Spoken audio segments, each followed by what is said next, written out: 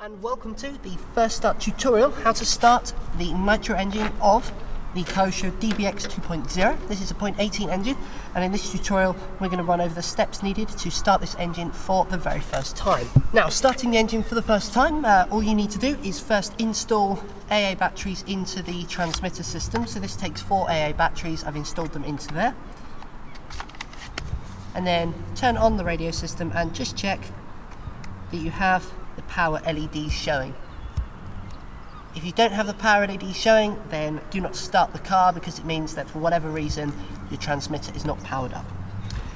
And then likewise, looking at the car,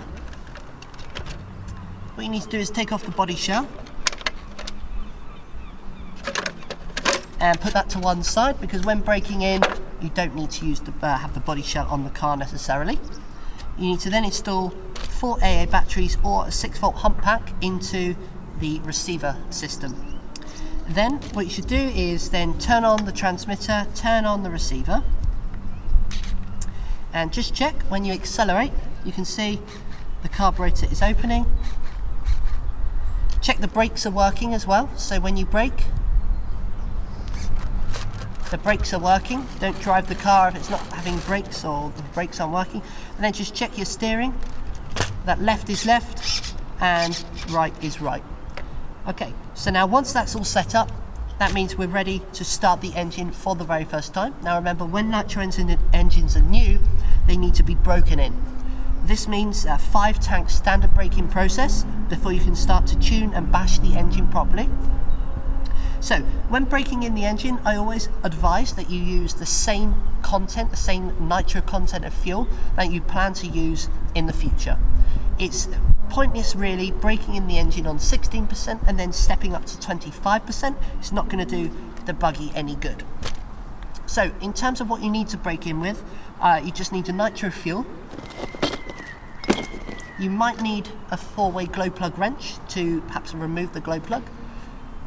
And of course you're going to need your glow plug igniter. Now for me, I use a LiPo battery with a Prolux glow plug igniter that I find to be a much better, much more reliable than the rechargeable ones. Okay. You may also be needing a tuning screwdriver, which is just a flat end screwdriver, just to tune maybe your high-speed needle.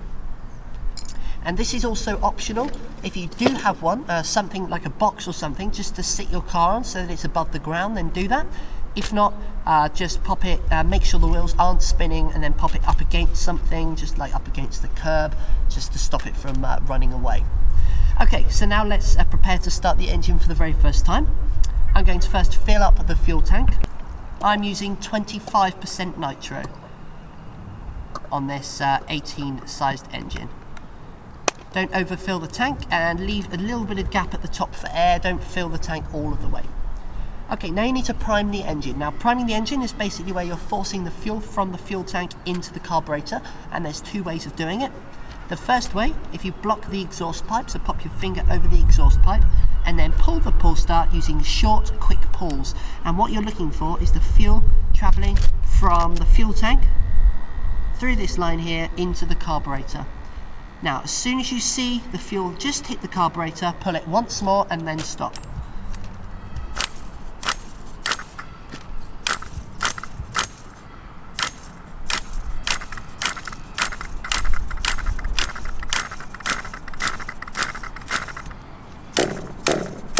Okay, so that's how many pulls it took there. It will vary. Don't just pull it that number of pulls, because I did. You will need to look and see. As soon as the fuel hits the carb, stop pulling, then pull it just a few more times, just without blocking. Obviously this is a new engine, just pull it a few more times to get that fuel around the engine. Okay, now once that's done, you just need to check and be sure that your carburetor opening gap there is 1 mm. If it's set too high, the engine will run away with itself. When you start the engine, it will go flying off, it will rev up really, really high. If the idle speed is too low, it's not going to start very easily. Okay, so this is the first start of the engine. I'm going to connect up my igniter now and get ready to start the engine, ready for tank number 1 of the break-in procedure. Now remember, with tank number 1, you're literally just going to let the engine sing for one full fuel tank you're not going to touch it, you're just going to let it run rich, and I'll show you how to tune the engine, how to run it rich, because when the engine is new you want some more lubrication. So I'm going to insert my igniter there and pull the starter.